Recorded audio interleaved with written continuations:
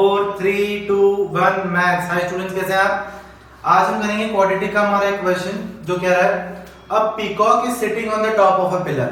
यानी वो एक पिलर है, एक पिलर के ऊपर यहां पे हमारा क्या बैठा है? Peacock.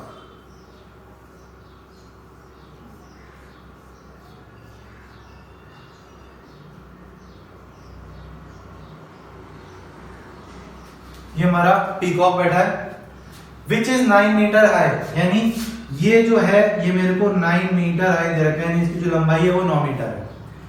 From a point 27 meters away from the bottom of the pillar, यानी इस पिलर के बॉटम से 27 मीटर दूर, यानी एक पॉइंट है।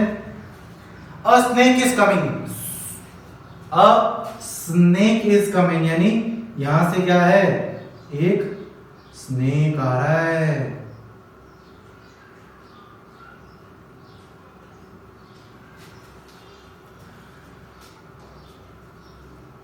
A snake is coming to its hole at the base of the pillar, यानी ये जो सांप है, ये जो स्नेक है, ये अपने यहाँ पे इस पॉइंट पे आने की कोशिश कर रहा है। यहाँ पे इसका बिल होगा I think. Seeing the snake, जैसे ही इस पीकॉक ने इस स्नेक को देखा, the peacock pounces on it, peacock ने तुरंत ही झपट्टा मारा उस स्नेक के ऊपर, जैसे मैं झपट्टा मारता हूं पिज्जा के ऊपर। चलिए, तो कह रहा है कि seeing the snake the peacock pounces on it, जैसे ही स्नेक को देखा इस पीकॉक ने फटाफट एक जंप लगाई और उड़ के आके स्नेक को पकड़ा। बोल रहे हैं their speeds are equal, अगर दोनों की स्पीड्स क्या है? इक्वल है। अगर दोनों की स्पीड्स इक्वल है तो बोल रहे हैं at what distance from the hole the snake is caught। अगर मैं मान लूं कि भाई जो स्नेक है उसको मैंने यहाँ पे पकड़ा, ये वाला जो डिस्टेंस है यहाँ पे मेरा स्नेक जो है वो पकड़ा गया, तो जो पीकॉक आया उसने ये वाला डिस्टेंस ट्रैवल करा ना, ये वाला स्ट्रेट लाइन ट्रैवल करी, थोड़ा सा घूम गया, आप मैं स्ट्रेट बना देता हूं, तो ये मैंने एक स्ट्रेट लाइन बना ली। ये इस तरीके से पीकॉक वहां से पकड़ा और स्नेक को यहाँ पे उसने पीकॉक ने इस पॉइंट पे क्या किया? पकड़ लिया। अब अगर आप 60 किलोमीटर पर आवर पे स्कूटी चला रहे हो, आपका दोस्त भी 60 किलोमीटर पर आवर पे एक्टिवा चला रहा है, तो दोनों सेम टाइम में एक घंटे में 60 किलोमीटर ही तो कवर करेंगे। इसका मतलब दोनों का डिस्टेंस क्या होगा?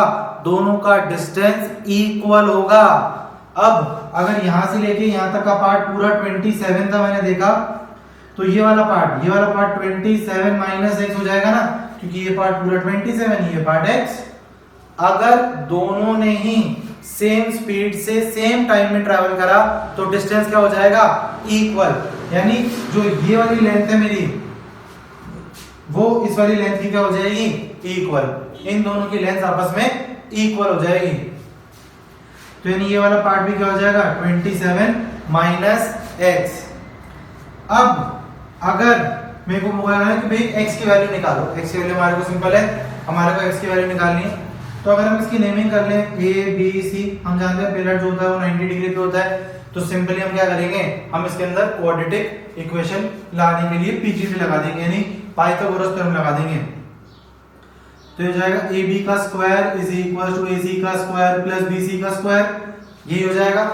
अब ab का स्क्वायर तो हो जाएगा 27 माइनस x का whole square is equal to ac का स्क्वायर यानी 9 का स्क्वायर और bc का स्क्वायर यानी x का स्क्वायर।